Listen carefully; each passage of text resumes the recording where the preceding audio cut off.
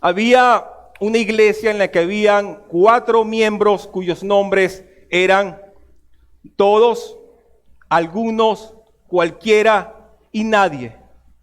Se dice que esta iglesia tenía responsabilidades financieras y se le pidió a todos que ayudara. Todos estaban seguros de que algunos lo iba a hacer. Cualquiera lo pudo haber hecho, pero ¿saben quién lo hizo? Nadie. Aconteció entonces que todos le echaron la culpa a algunos cuando nadie hizo lo que cualquiera pudo haber hecho. Luego había que hacer ciertos trabajos en los terrenos de la iglesia y se le pidió a todos que ayudara, pero algunos se enojó por ello porque cualquiera también podía haberlo hecho después de todo ese gran trabajo y nadie hizo nada. Al final de cuentas le dieron el trabajo ¿a quién? A nadie. Y nadie hizo un trabajo magnífico. Y así siguió la historia. Siempre que había algo que hacer, solo se podía contar ¿con quién? Con nadie. Nadie visitaba a los enfermos. Nadie discipulaba en la iglesia. Nadie amonestaba a sus hermanos. Nadie ofrendaba. Nadie evangelizaba. En pocas palabras, nadie era un miembro muy fiel de la iglesia. Finalmente vino el día en que algunos se fue de la iglesia y se llevó a todos y cualquiera también se fue con él. Y adivinen quién quedó. Nadie quedó. Este es el error que pasan en muchas iglesias, que no se consideran, no entienden que son partes del cuerpo de Cristo. Y cuando hay esa división, cuando no hay esa conciencia que somos parte del cuerpo de Cristo, ¿qué creen que pasa? Hay infertilidad, inmadurez, división y destrucción al cuerpo de Cristo.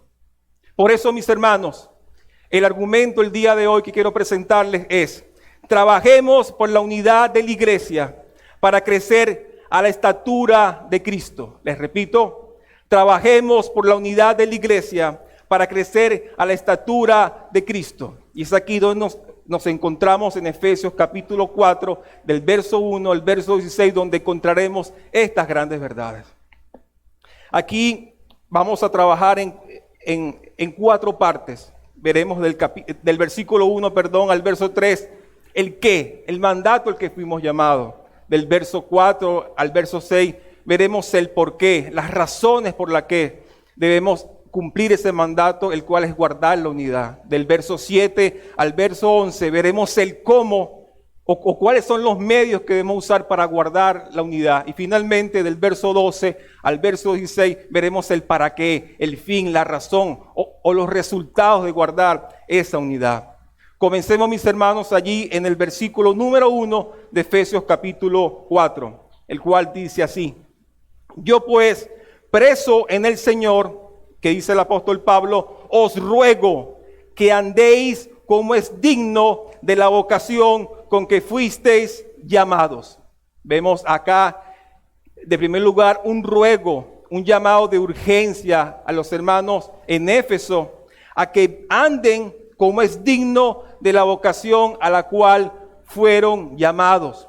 Es decir, el apóstol Pablo está diciendo que debemos andar dignamente en proporción a la vocación a la cual fuimos llamados. Aquí en el capítulo 4 vemos que inician los mandatos de aquello que Pablo ha venido hablando en los primeros 3 capítulos, los indicativos. Ahora vamos a hablar de los aplicativos, arrancan de este capítulo. Ahora, es como si Pablo viniera hablando de una idea, de una vocación, de un llamado. ¿Cuál es esa vocación? ¿Cuál es ese llamado? Veamos un repaso muy breve. En el capítulo 1, del verso 3 al verso 14, vemos las bendiciones que han recibido aquellos que están en Cristo. ¿De qué manera? El Padre escogió, hizo una elección soberana de aquellos que habrían de ser salvos. Luego también vemos allí que Cristo hizo efectiva esa elección, esa predestinación, al redimir por medio de su sangre a esos que el Padre escogió. Luego vemos, ya casi al final, versos 13 y 14, la obra del Espíritu Santo, el cual está en el creyente como un sello, como una garantía de que eso es así, es las arras o esa promesa cumplida de que Dios va a salvar a la persona. Luego vemos en el capítulo 1 también, del verso 15 al 23, que Pablo ora por los creyentes para que sean iluminados y entiendan estas bendiciones y esta herencia que han recibido en Cristo. Luego vemos en el capítulo número 2, del verso 1 al verso 10, que Pablo expone el contraste en lo que éramos antes de estar en Cristo, o sea, muertos en delitos y pecados, hijos de la ira de Dios, pero ahora somos algo totalmente diferente y es por pura gracia. Ahora estamos vivos, resucitados y salvos gracias a la misericordia y a la gracia de Dios, no por obra, para que nadie se gloríe. Pero luego entramos al ver las bendiciones que hemos recibido en Cristo, cómo fuimos trasladados de muerte a vida, y vemos la obra que hace el Señor. Por eso que en el capítulo 2, el verso 11, arranca con un por tanto que ahora los gentiles que están bendecidos por el Dios Trino y salvos por la gracia de Dios, son hechos parte de la familia de Dios, del pueblo de Dios, de la familia de Dios. ¿Y qué importancia tiene esto, mis hermanos? En su sabiduría, Dios escogió la nación de Israel para hacerlo su pueblo santo. Por naturaleza, los gentiles no eran parte de esta nación. Y aunque podían acercarse a Dios, al Dios de Israel, tenían que renunciar a sus antiguos dioses y prácticas para poder ser aceptados entre los israelitas. Esta separación estaba delimitada en todos los aspectos de la vida de Israel, pero principalmente en la relación para con Dios. Por ejemplo, en el atrio del templo de Jerusalén había una pared que separaba el atrio de los gentiles y el atrio de los judíos. Así que hacía una distinción entre judíos y gentiles. Los gentiles tenían un límite en cuanto a su relación con el Señor. Entonces Dios le revela a Pablo y en el capítulo 2 y dice versos 14 y 16, porque Él, o sea, Cristo es nuestra paz, que de ambos pueblos, ¿cuál? Gentiles y judíos, hizo uno, derribando la pared intermedia de separación, aboliendo en su carne las enemistades, la ley de los mandamientos expresados en ordenanzas, para crear en sí mismo, en Cristo, con los dos, un solo y nuevo hombre, haciendo la paz, los reconcilió. Y mediante la cruz, reconciliar con Dios a ambos en un solo cuerpo, matando en ellas las enemistades. Judíos y gentiles eran enemigos, y el gentil particularmente, a los cuales se refiere Pablo, a los efesios, estaban alejados de esa relación con Dios. Entonces el judío se creía como que era el único que podía hacerlo, pero Dios rompió esas enemistades. Vemos en Efesios capítulo 3, verso 6, que dice que los gentiles son coherederos, igual de herederos y miembros del mismo cuerpo. Otra vez la palabrita, cuerpo. Y copartícipes, igual de partícipes de las promesas de Cristo Jesús por medio del Evangelio. Ahora nosotros, venezolanos, colombianos, peruanos, etcétera, etcétera, aquellos que no son judíos, ahora son reconciliados juntamente con Dios, son coherederos y parte de la familia de Dios, los cuales somos su cuerpo. Cristo, a través de su muerte, logró la paz y acabó con toda división. Ahora la iglesia es el pueblo de Dios y ese pueblo es uno solo. Entonces, mis hermanos, vivir en unidad en Cristo es lo que realmente refleja nuestra vocación o llamamiento, al cual en el capítulo 4, verso 1, el apóstol Pablo se refiere. Nuestra vocación y llamado es ser unos en Cristo. Es inevitable que cuando conocemos a alguien y nos enteramos o nos apercibimos que es creyente, hay una empatía, hay algo que nos une, hay algo que quizás es diferente con un familiar, que quizás es diferente con un paisano, es totalmente distinto, porque en él y en mí nos une lo mismo y es Cristo, somos parte del mismo cuerpo y siempre hay y debe haber esa empatía, esa hermandad, pero lamentablemente debido al pecado remanente van a existir y existen problemas, existen dificultades, existen divisiones. Aún los verdaderos salvos siguen teniendo la tendencia de separación y conflicto. Sin embargo, mis hermanos, una buena noticia, no estamos solos, no estamos desprovistos. Dios nos dio recursos para eso.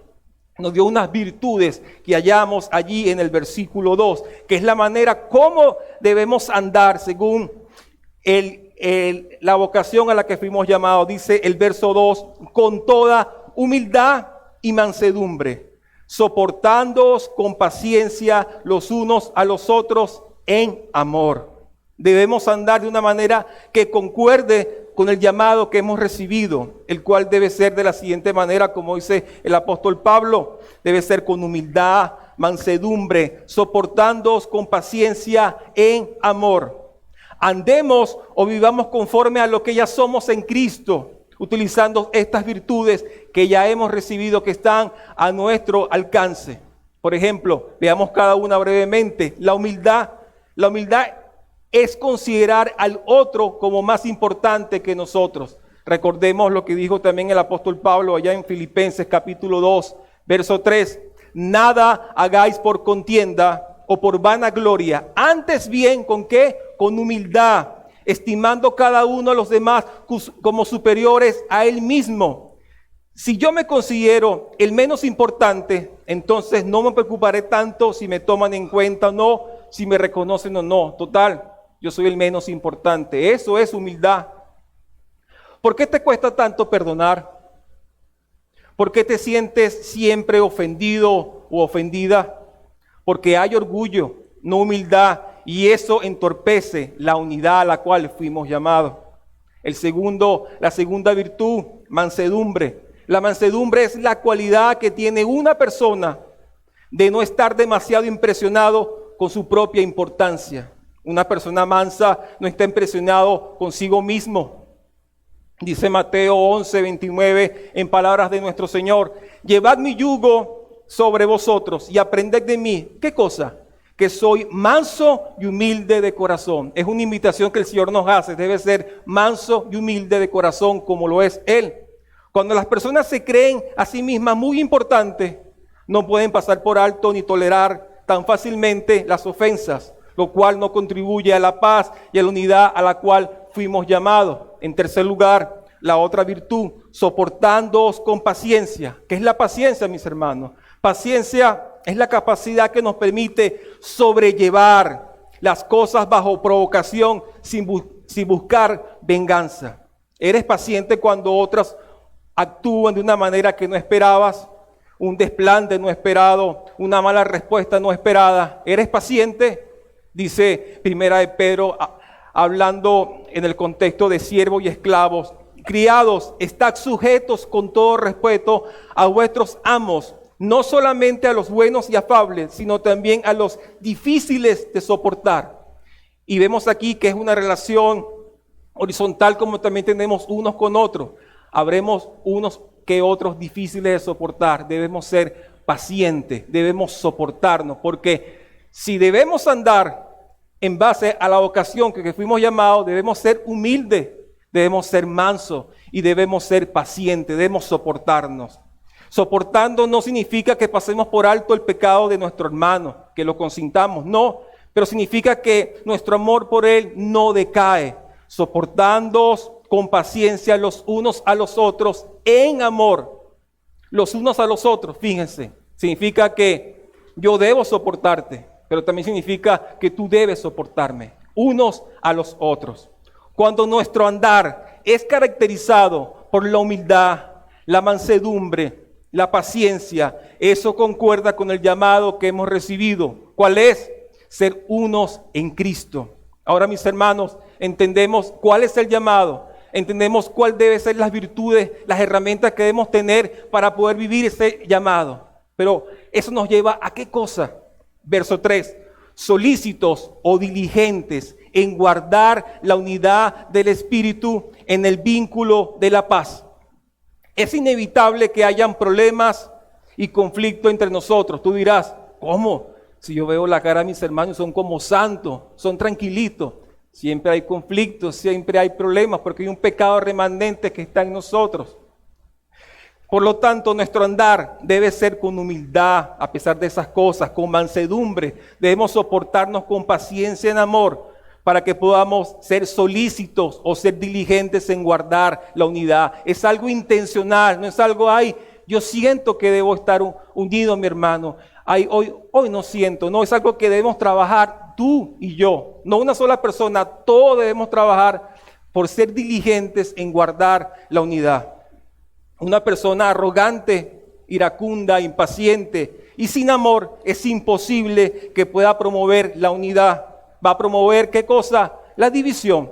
Es inevitable. Por lo tanto, debemos andar de acuerdo al llamado que hemos recibido, que es andar en humildad, mansedumbre y paciencia, porque esto nos llevará a ser diligentes en guardar la unidad. Ok, mis hermanos, ya entendimos acá, pero ¿por qué? ¿Cuáles son las razones que nos impulsan a guardar esta unidad a la cual fuimos llamados a ser diligentes? Versículo número 4. Fuimos llamados a ser un cuerpo y un espíritu, como fuisteis también llamados nuevamente en una misma esperanza de vuestra vocación.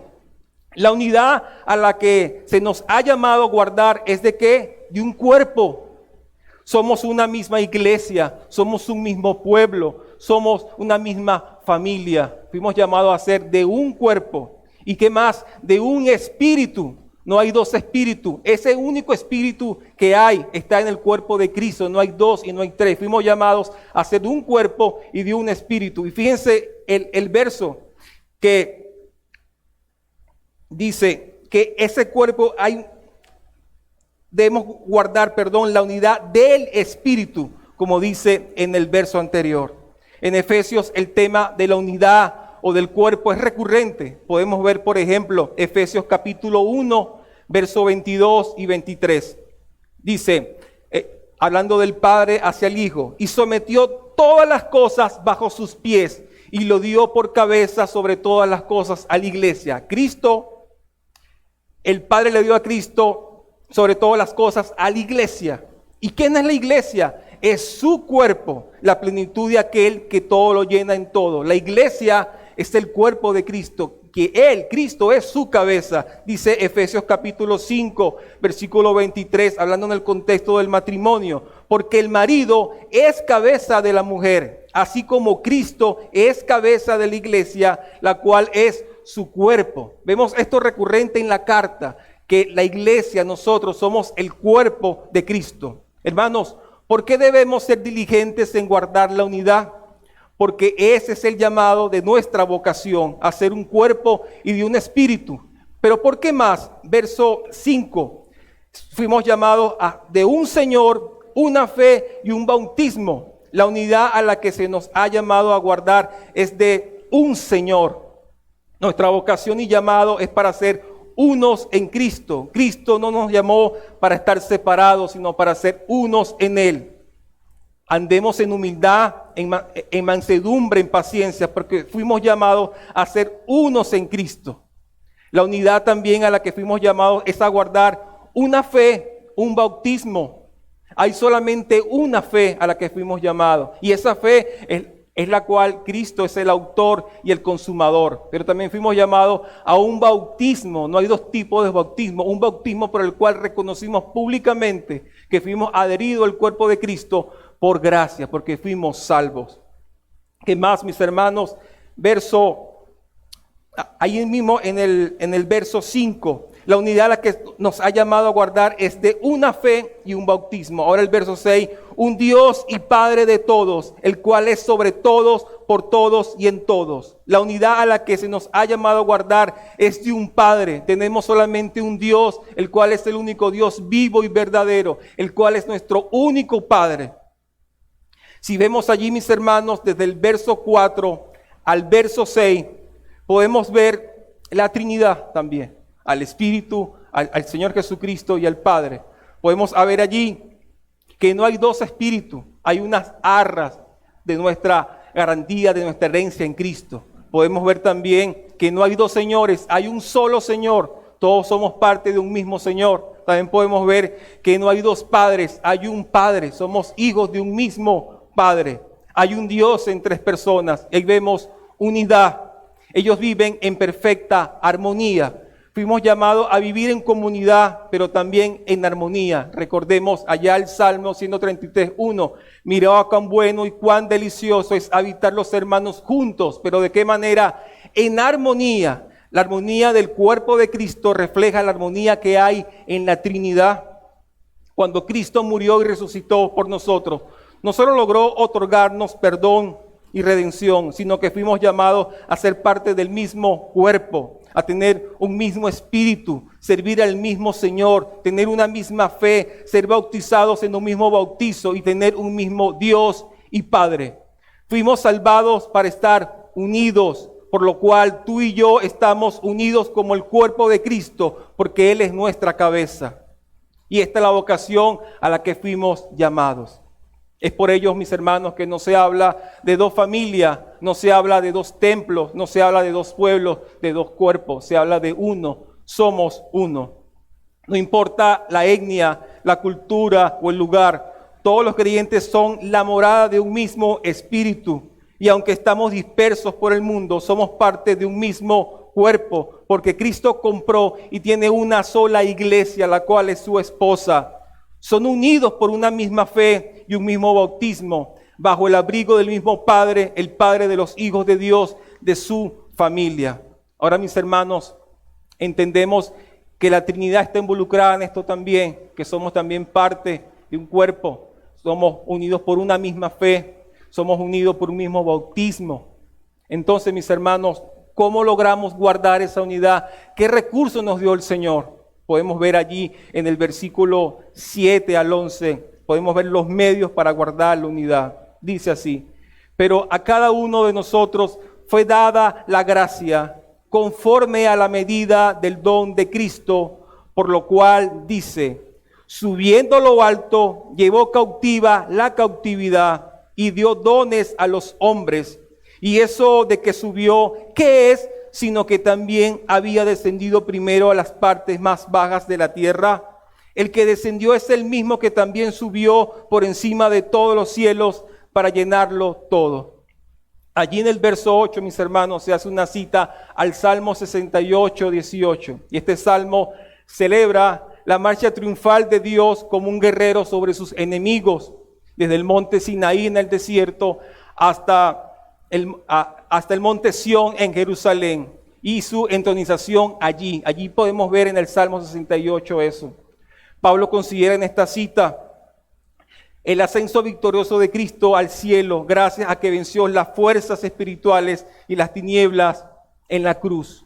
Como vemos en Colosenses 2:15, que Cristo despojó a los principados y a las potestades, los exhibió públicamente, triunfando sobre ellos en la cruz. Así que gracias a Cristo, que es la cabeza del cuerpo, logró la victoria por medio de su muerte, su sepultura, su resurrección y su ascensión. Reclamó el botín a sus enemigos, y ahora ese botín son un regalo a nosotros, la iglesia, y los entrega para poder cumplir nuestra vocación a la cual fuimos llamados, que somos unos en Cristo. El Cristo que servimos y al que somos parte es victorioso. Y parte de su victoria fue entregarnos dones especiales para capacitarnos para que guardemos la unidad. ¿Qué son estos dones que Cristo dio a la iglesia? Estos recursos para que guardemos la unidad. Verso 11. Y Él mismo constituyó a unos apóstoles, a otros profetas, a otros evangelistas, a otros pastores y maestros. Estos dones, mis hermanos, son personas. ¿Cuáles personas? Esos, los apóstoles, profetas, evangelistas, pastores y maestros. Los apóstoles son un grupo de hombres que recibieron la encomienda de revelar a la iglesia la voluntad permanente de Jesús. Los profetas traían revelaciones del Espíritu Santo cuando el Nuevo Testamento todavía no estaba completo. Estos oficios, como ya sabemos, ya cesaron. El del apóstol y los profetas ya cesaron, según Efesios capítulo 2, verso 20, que dice: edificados sobre el fundamento de los apóstoles y profetas, siendo la principal piedra del ángulo Jesucristo mismo. Cuando vemos una edificación, no vemos dos fundamentos, solamente vemos un solo fundamento, por lo cual estos dones ya pasaron, el de profeta y los apóstoles. Nuestra iglesia es apostólica, no porque entre nosotros hay apóstoles, sino que está cimentada sobre la revelación y el fundamento apostólico que tenemos en las Escrituras. Entonces no necesitamos nuevos apóstoles hoy día. El otro grupo, evangelista, tienen un don especial, una encomienda especial de anunciar el evangelio, también como lo hace la iglesia, pero ellos lo hacen de manera especial. Y por último, los pastores y maestros, cuyo ministerio está centrado en la iglesia local, lo cual su fin es enseñar la verdad de Dios, capacitar a cada uno de los hermanos con la palabra del Señor. Los apóstoles, los profetas, los evangelistas, pastores y maestros tienen algo en común, que enseñan la verdad, enseñan la doctrina de Cristo. Cristo mismo dio un regalo a cada iglesia local, pastores y maestros, a los cuales les otorgó la verdad para que le comuniquen, instruyan y guían a los miembros de su cuerpo cada semana. Es por ello la existencia en nuestra iglesia local de la predicación expositiva, de la capacitación teológica cada semana. Es tan importante todo esto, porque para eso son los pastores y maestros que Dios ha puesto en nuestra iglesia. Mis hermanos, ¿y esto con cuál finalidad? ¿Cuál es el propósito? Vemos en el versículo 12, a fin de perfeccionar a los santos para la obra del ministerio, para la edificación del cuerpo de Cristo. Esa es la finalidad a la cual Dios dio estos dones especiales para perfeccionarnos, los pastores y maestros. Observemos que el propósito de los ministros, apóstoles y profetas y evangelistas, pastores y maestros es perfeccionar a todo el cuerpo de Cristo, es decir, a cada miembro de la iglesia local, para que el cuerpo de Cristo se edifique de una forma homogénea. Todos fuimos llamados a ser unos en Cristo, pero no todos fuimos llamados a ser pastores y maestros. Los pastores y maestros tienen la gran responsabilidad de prepararse, de ser fiel al Señor, de presentar las Escrituras tal cual como el Señor la presentó. Pero la iglesia es responsable de edificarse unos a otros. No es el trabajo solamente de los pastores, de los maestros, es el trabajo de juntos como cuerpo de Cristo, edificarnos unos a otros. Para eso estamos siendo capacitados semana tras semana. Quienes realizan la obra del ministerio son los santos, no los ministros. Fuimos llamados a crecer en lo que somos, a ser un cuerpo. Y Dios dio dones a cada uno de nosotros para capacitarnos con el propósito de que crezcamos juntos, de que seamos edificados. Mis hermanos, esa edificación, ¿a dónde pretende llevarnos? Verso 13, hasta que todos lleguemos a la unidad de la fe y del conocimiento del Hijo de Dios, a un varón perfecto, a la medida de la estatura de la plenitud de Cristo. El fin de esa obra del ministerio es que todos lleguemos a la unidad de la fe y a la unidad del conocimiento del Hijo de Dios, es decir, a crecer, a llegar a la medida de la estatura de la plenitud de la cabeza del cuerpo. ¿De quién? De Cristo. Esta estatura habla de qué, mis hermanos, de crecimiento. Por lo tanto, la edificación involucra crecimiento y desarrollo. La unidad trae crecimiento, ¿para qué? Verso 14, para que ya no seamos niños fluctuantes. A medida que creces a la estatura de Cristo, maduramos como Cristo, dejando de ser niños. ¿Y cómo son los niños? Pequeños, inmaduros. ¿Y cuál es la idea? Que ellos crezcan, que ellos maduren. Y ahora, ¿cómo es el niño en la fe? Verso 14, fluctuante y llevado por doquiera de todo viento de doctrina, por estratagema o estrategias de hombres que para engañar emplean con astucia las artimañas del error. En la medida que crecemos a la estatura de Cristo, maduramos. Y esto nos evitará caer en el error que traen estos hombres astutos y tratan de engañar al pueblo de Dios. La madurez nos evita caer en el error. La inmadurez abrirá las puertas para que seamos engañados, para no guardar la unidad. Es una cosa horrenda y contraria a nuestro llamado, la división, mis hermanos. Es por esto que Dios rechaza la división. No hay imagen más horrible, más horripilante que ver un cuerpo desmembrado. Supongamos que entramos a un lugar y vemos a una pierna desmembrada bañada en sangre. Vamos a otro sitio y vemos un brazo desmembrado lleno de sangre. Vamos a otro lugar y vemos una cabeza desmembrada llena de sangre. Eso es horrible. Quizás son de las escenas más espantosas que podemos ver en una película. Por eso es que la división, mis hermanos, es horrible. Y Dios nos está llamando hoy a la unidad. La unidad transmite orden, transmite belleza. Y por eso es tan importante guardar la unidad para edificarnos, para crecer y para madurar. ¿Qué herramienta usamos para madurar, mis hermanos? Verso 15. Sino que siguiendo la verdad, ¿en qué? En amor. Seguir la verdad en amor. Dice la Biblia de las Américas, hablar la verdad en amor. Cuando nos edificamos para crecer a la medida de Cristo, no solo rechazamos la mentira, sino que seguiremos la verdad. El peligro que más acecha a la iglesia es la mentira, lo contrario a la verdad. ¿Cuál es la consecuencia más cercana que puede venir a trono de gracia si no echamos manos de la verdad con la que unos y otros debemos impartirnos? ¿Cuál creen ustedes? La división, mis hermanos. Si no nos une la verdad, seremos divididos. Nuestra iglesia está propensa a ser dividida si los miembros no se imparten entre ellos la verdad que reciben de este púlpito. Lo que nutre a la iglesia local es la verdad transmitida por sus pastores y maestros. De eso se nutre el cuerpo de Cristo. Este texto, mis hermanos, habla a una iglesia local. Habla de un pueblo específico, así como nosotros, la iglesia Trono de Gracia. No está mal que veas predicadores en internet, que leas blogs en internet y te edifiques de esa manera. Pero principalmente del alimento que debemos nutrirnos unos a otros es de la verdad que se transmite en nuestro púlpito semana tras semana. Quizás, veas a Sugel Michelén, quizás veas a John MacArthur, y está bien, pero ellos no son tus pastores. Ellos no te conocen, quizás nunca te conozcan. Entonces, valora el esfuerzo que se hace semana tras semana por tus pastores para que seas alimentados de la verdad, pero en amor. ¿Qué estás haciendo con esa verdad que semana a semana se te transmite? Dijo alguien que la iglesia que pone como fundamento la verdad y el amor, crece homogéneamente. Cada miembro ayuda en el crecimiento de los otros, porque la iglesia es un órgano viviente. La tarea de aquellos que están más adelantados es capacitar a quienes están más atrasados. Pero en ese crecimiento, todos y cada uno de los miembros tienen algo que aportar al bien general del cuerpo. La verdad nos da unidad de pensamiento, pero el amor nos da unidad de acción.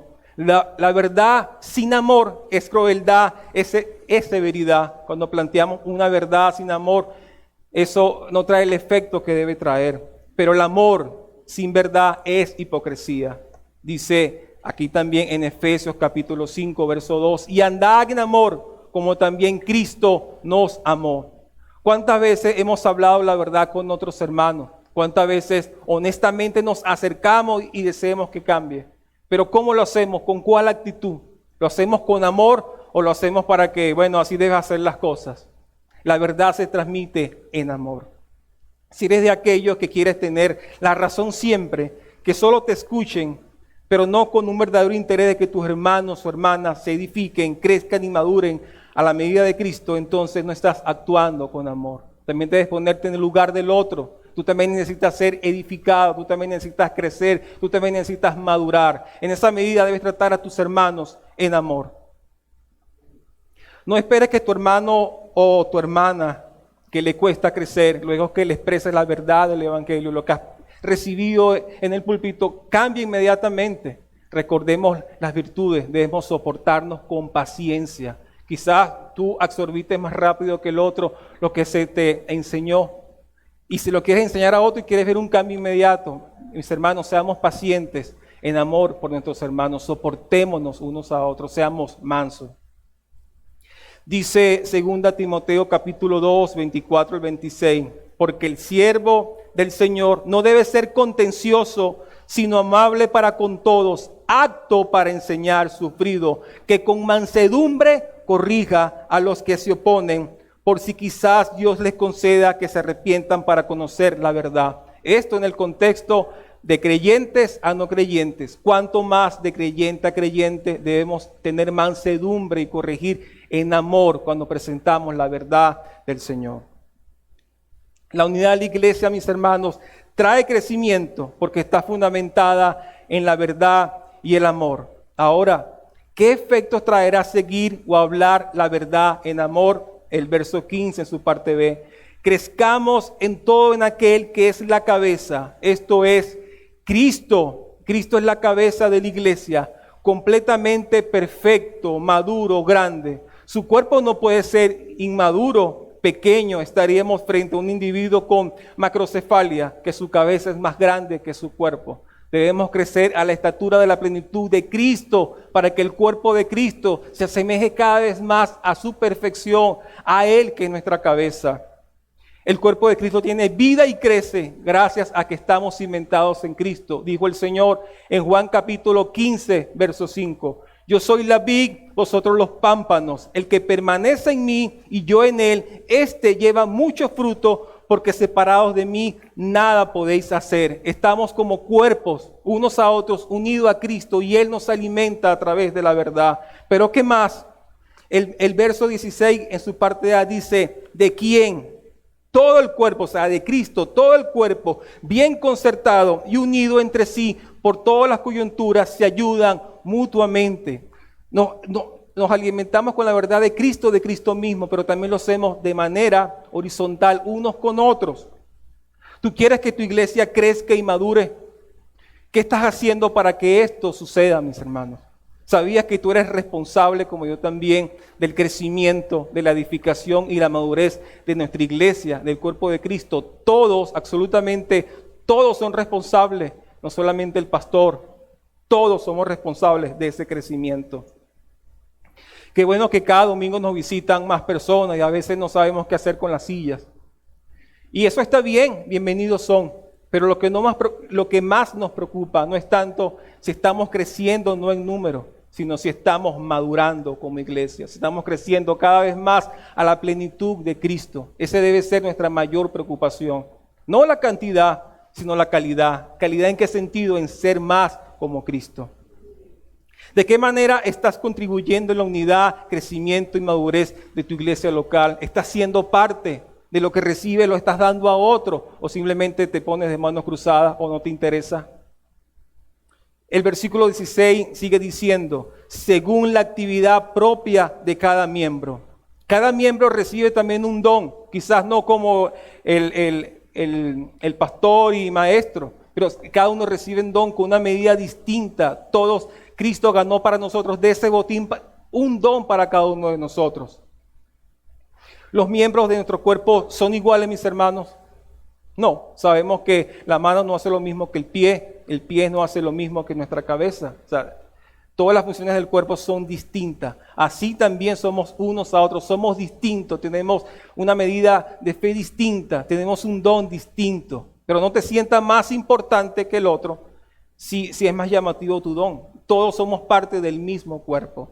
Dijo alguien, una iglesia solo va a ser completa y va a crecer como un cuerpo orgánico cuando cada uno de sus miembros pone al servicio de los demás el don recibido. Así se hace manifiesta la multicolor y multivariada gracia de Dios. Por lo tanto, nunca debemos pretender que todos y cada uno de los creyentes ejerzan el mismo don y de la misma manera, perdiendo así la riqueza maravillosa de la gracia de Dios. Cada miembro ayuda en el crecimiento de los otros, porque la iglesia es un órgano viviente. La tarea de aquellos que están más adelantados es capacitar a quienes están más atrasados. Pero en ese crecimiento todos y cada uno de los miembros tienen algo que aportar al bien general del cuerpo. ¿Qué don te ha dado el Señor? ¿Usas ese don que Dios te dio para edificar? ¿Usas ese don que Dios te dio para crecer juntos? ¿Usas ese don que Dios te dio para madurar a la semejanza de la plenitud de Cristo? ¿Realmente lo estás haciendo? No pienses en el otro, piensa en ti por un momento. Si estás aportando a la unidad del cuerpo de Cristo. El final del verso 16 dice, recibe su crecimiento para ir edificándose en amor. Nuevamente esa palabrita, en amor. Todos somos importantes y apuntamos a un mismo objetivo, edificarnos con la verdad. Por eso, mis hermanos, vemos que aquí, que el discipulado es importante, ya que trae crecimiento. ¿Qué impartimos en el discipulado? La verdad con la que estamos siendo perfeccionados por nuestro pastor. ¿Por qué debemos esforzarnos en recibir la verdad e impartirlas entre nosotros? Para mantenernos unidos. Y mantenernos unidos podamos crecer y ser más como Cristo, que es la verdad. Cristo es la verdad. ¿Qué aprendemos, mis hermanos, de Efesios 4, del 1 al 16?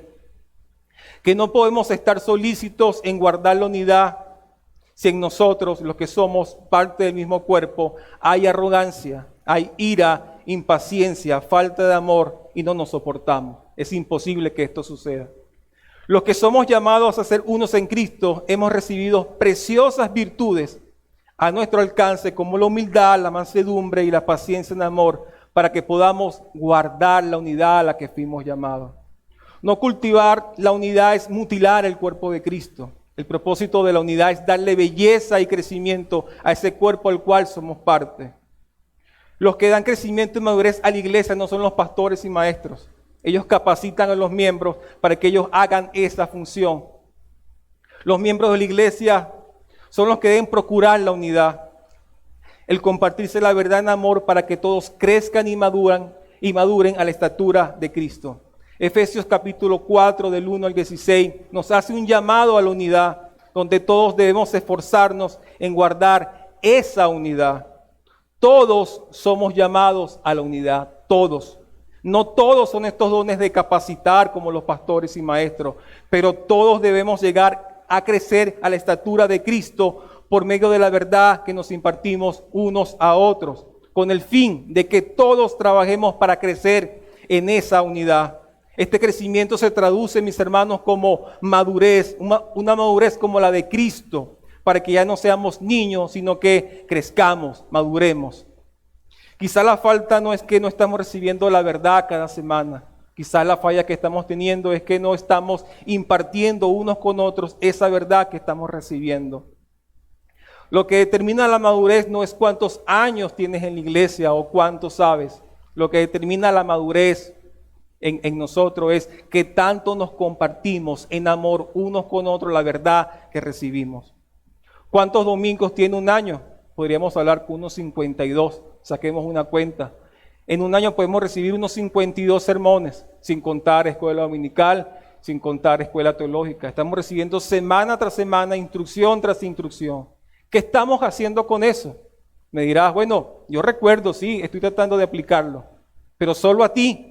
Si eso no va con otros, si no transmites a otros esas verdades, no vamos a crecer. Y si no te dejas transmitir a ti en humildad y mansedumbre esas verdades, no vamos a crecer. Y todo esto, mis hermanos, se reduce en algo, lo cual es el discipulado. ¿Quieres seguir creciendo? ¿Quieres seguir madurando? Bueno, compárate a la luz de la palabra. ¿Cómo estás tú? ¿Eres semejante cada vez más a lo que el Señor instruye o cada vez te alejas más? Pregúntale a otros si realmente estás creciendo, si realmente estás madurando. Y sé humilde para aceptar esas respuestas, esas palabras. Busca a quien te discipule, pero busca también a quien discipular. Todos hemos recibido un don en medida distinta. No te creas que no puedes, que no eres importante. Tú también eres importante porque eres parte del cuerpo de Cristo que Él salvó. ¿Cómo se ve la unidad, mis hermanos? A medida que crecemos. ¿Qué es crecer? Ser más como Cristo. ¿Qué nos ayuda a ser más como Cristo? Hablar y seguir la verdad en amor. Debemos trabajar duro por la unidad de la iglesia.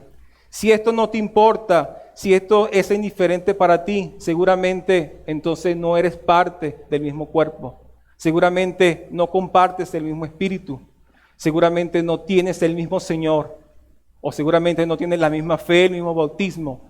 Y no eres hijo del mismo Padre. Si esto no te interesa, debes arrepentirte y venir a Cristo en fe y arrepentimiento. ¿Para qué? Para que Él te salve y pueda hacerte parte de su cuerpo y ser uno con Él, porque de otra manera estarás perdido.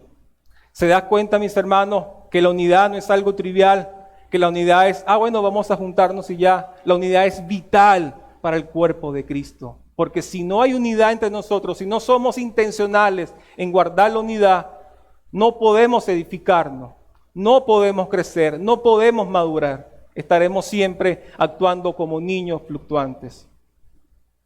Seamos diligentes en guardar la unidad con los recursos de Cristo para ser más como Cristo. Recordemos el argumento.